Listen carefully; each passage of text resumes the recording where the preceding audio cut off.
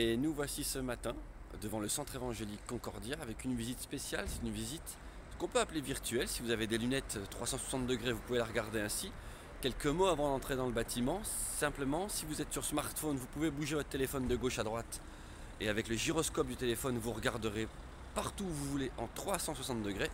Si vous êtes sur ordinateur, allez-y avec la souris tranquillement, vous saisissez l'image, vous bougez de gauche et de droite et vous pouvez tourner la caméra partout. Allons-y, petite visite en 360 degrés donc, centre évangélique Concordia. Le hall dans lequel nous rentrons est un hall dans lequel tous les mercredis se passe une distribution de soupe solidaire. Pour ceux qui ne connaissent pas encore, vous aurez le lien dans la description ou sur la page Facebook en question. Des personnes qui se réunissent ici pleines d'amour dans cette église, pleines d'envie de donner de soi. D'ailleurs, vous avez l'affiche, si vous êtes en train de regarder devant dans la caméra, vous avez l'affiche de cette distribution de soupe juste en face de vous. Regardez, voilà. Distribution de soupe solidaire, les mercredis de 18 h à 20 h 30. Et on va tout de suite aller sur la gauche, une porte blanche qui est dans le chantier. Allons-y. Et je rappelle que pendant la visite, vous pouvez mettre sur pause et faire tourner l'image en 360 degrés pour regarder ce qu'il y a autour. On arrive ici, donc sur votre droite, il y a des déchets bien sûr, mais ça va être le lieu où il y aura la librairie. On rentre dans la salle polyvalente avec Patrick et Philippe qui posent le carrelage de la salle polyvalente. Et sur la gauche, vous avez une entrée qui mènera directement à Avenue Gustave-Dron, toute vitrée. Et sur la droite, vous avez les futurs sanitaires dans lesquels on va aller tout de suite. Allons-y.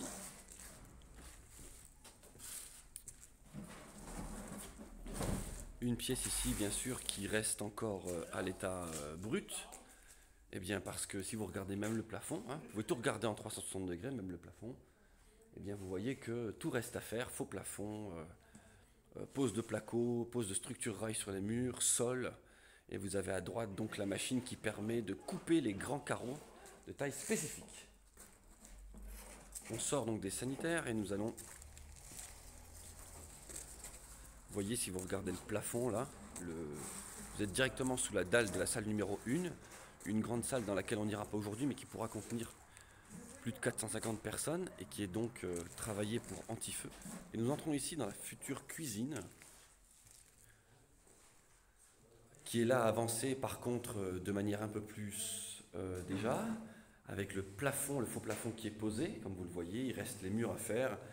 Ici, une sorte donc de petite pièce a été faite pour isoler tout ce qui est évacuation d'eau. Et bien sûr, cette cuisine professionnelle, elle va être subdivisée en parties pour pouvoir y positionner tout ce qui va être outils professionnels de cuisine, plonge, etc., etc.